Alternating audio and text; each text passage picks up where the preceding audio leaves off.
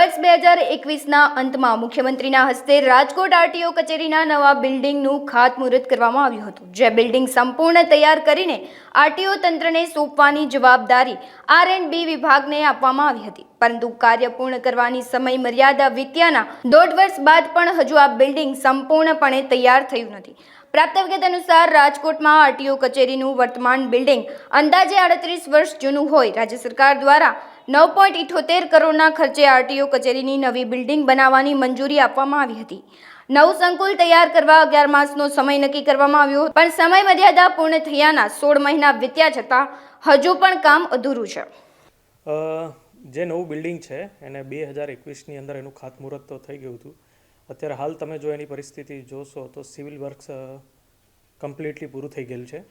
એની અંદર ફર્નિચરની કામગીરી બાકી રહેલ છે, જે સંબંધિત એજન્સીને પૂછતા જણાવેલ છે કે એનું ટેન્ડર થયેથી આગળની કાર્યવાહી કરવામાં. 2021માં 20/11 ખાતમુહૂર્તની કાર્યક્રમ કરવામાં આવેલો હતો અને ત્યારબાદ સરકારી ધારાધોરણ મુજબ 11 માસની અંદર બિલ્ડિંગનું કન્સ્ટ્રક્શનની કામગીરી પૂર્ણ કરી અને જે તે સંબંધિત ખાતાને સોંપવાની હોય છે.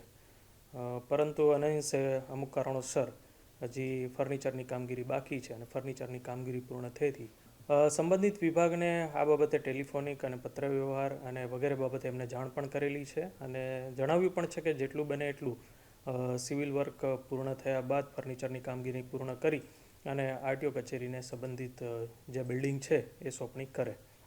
તેમના દ્વારા જણાવવામાં આવે છે કે હાલ જે ટેન્ડરિંગની પ્રક્રિયા છે ફર્નિચર માટેની એ પ્રક્રિયા કાર્યરત છે. પૂર્ણ થયેથી આપણે બિલ્ડિંગની સોંપણી કરવામાં આવશે. ના આજ દિન સુધી એવી બાબતે કોઈ જણાવવામાં આવ્યું નથી, પણ અમે ઈચ્છે છે કે જેટલું બને એટલું જલ્દી કામગીરી પૂર્ણ થાય અને અરજદાર નવી બિલ્ડિંગનો લાભ લેતા થાય.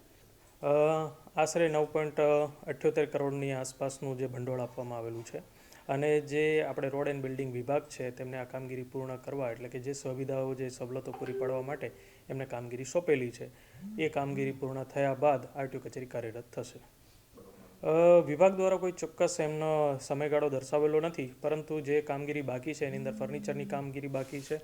અમુક વસ્તુ જોતાં એની અંદર જો આપણે ઇલેક્ટ્રિક બોર્ડની કામગીરી બાકી છે ને નેટ કનેક્શનની જે કામગીરી છે એ બાકી છે. એ પૂર્ણ થયેથી અને ફાઇનલી કલર કામની કામગીરી પૂર્ણ થયેથી આગળની કાર્ય